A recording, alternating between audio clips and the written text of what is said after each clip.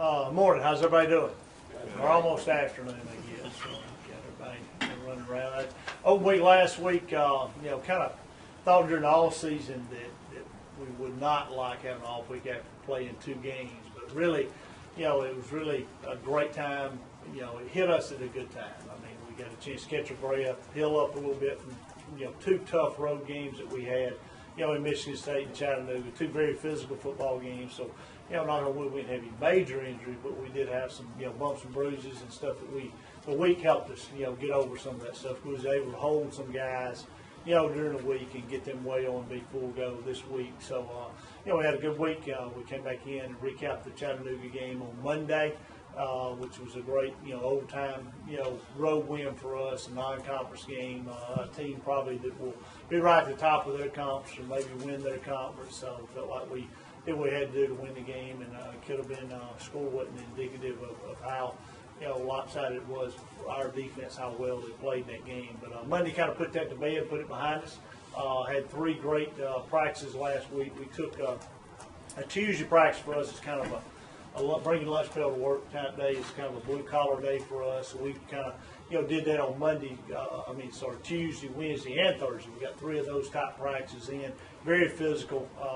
Did a good job. The guys practiced very well last week, and then we gave them a break.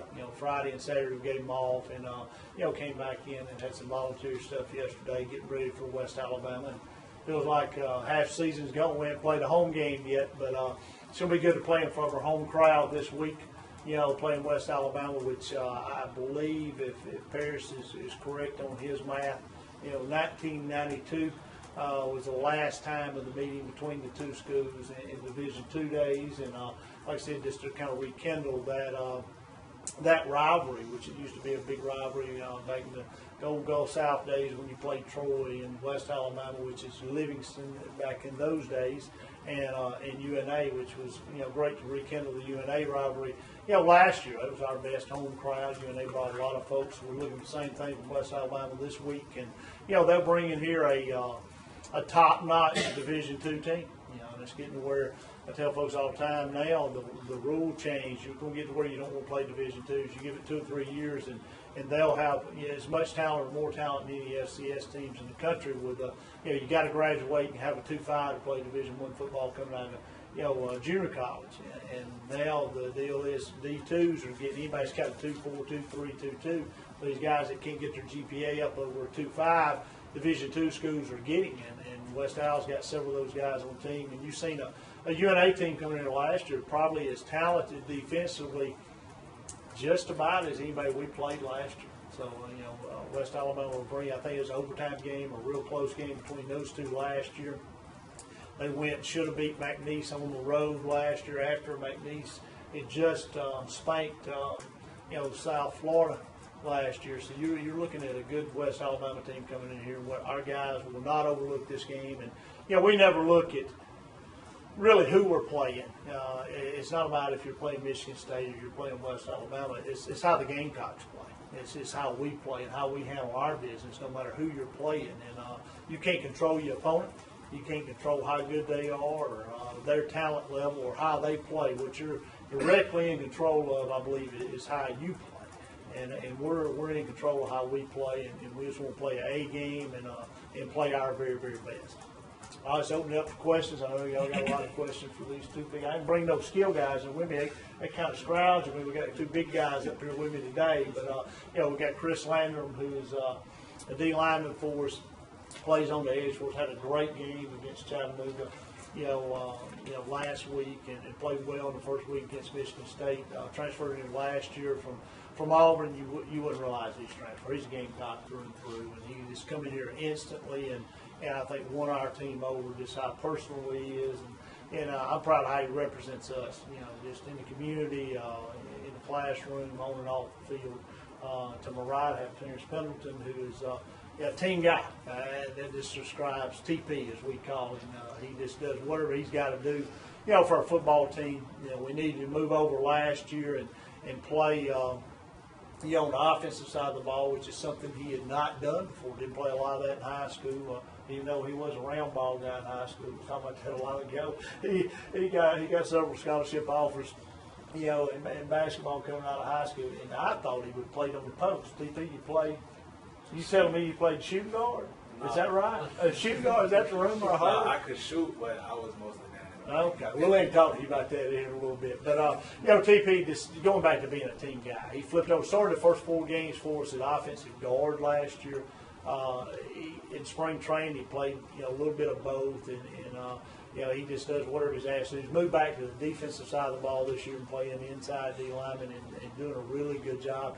Several snaps in the first 2 home games, and it gives us depth there and does a really good job. He does a good job of representing us in the classroom and everything he does as well. But I open up for questions for these guys and myself.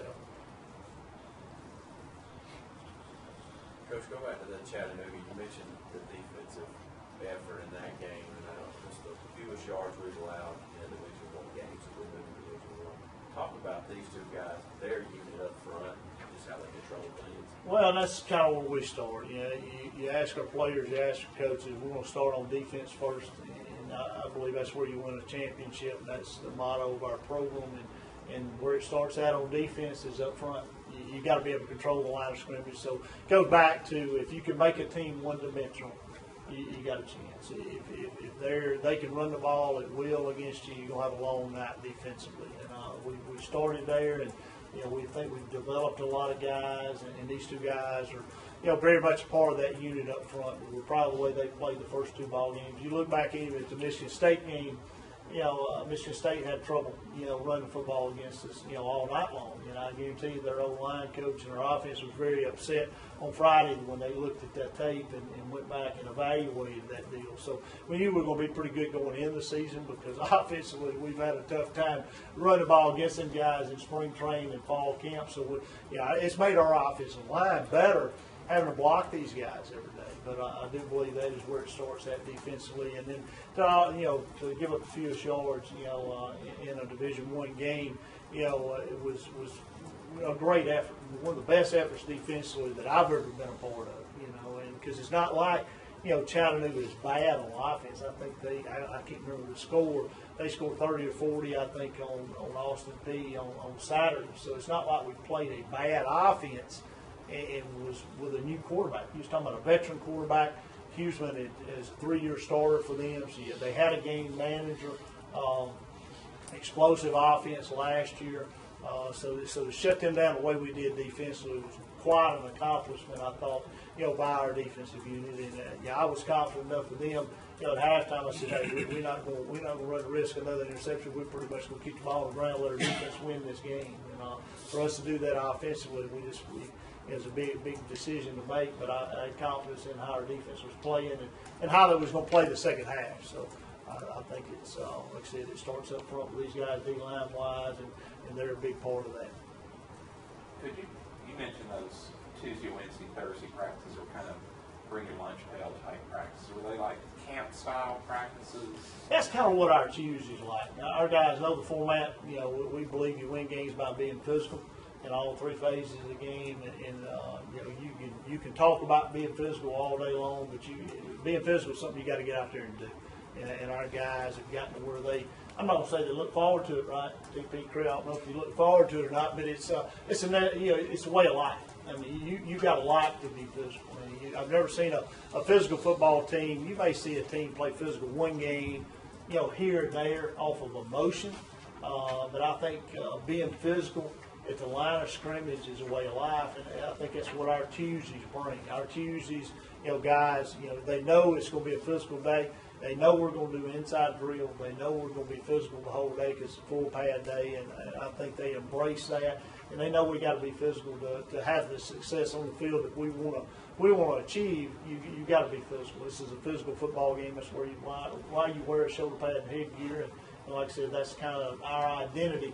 Is that Tuesday practice for sure. And not that our Wednesday is pretty much the same type of day, but it's just in a shell deal. But like I said, that Tuesday's a must, and we did that last week. We went full pads, Tuesday, Wednesday, and Thursday. The guys did a great job with it. So it was kind of camp stylish, and you went back-to-back days, full pads, and that's not necessarily a game week situation. Could you talk a little bit about what you feel like you got accomplished through that and just kind of how that sets you up going into Saturday? Well, I don't know, how other people approach it. I knew the way we approached it last week. We wanted 3 very physical days because you did not have a game, last Saturday. So you wanted to get that physical work done and be a physical football team, and did a lot of team stuff at the end, where it was a scrimmage type situation, whether it be ones on twos or Thursday we went ones on ones for speed of the game. So the fear that we have during the open week is that you're going to lose your game speed. And I think that's what every coach's nightmare is when you have an open week and you're not playing an opponent on that Saturday is that you lose that game speed. So we tried our very best last week not to lose the game speed and not having that game on Saturday. So hopefully those 3 days are going to carry over into this week's practice and this West Alabama game at home.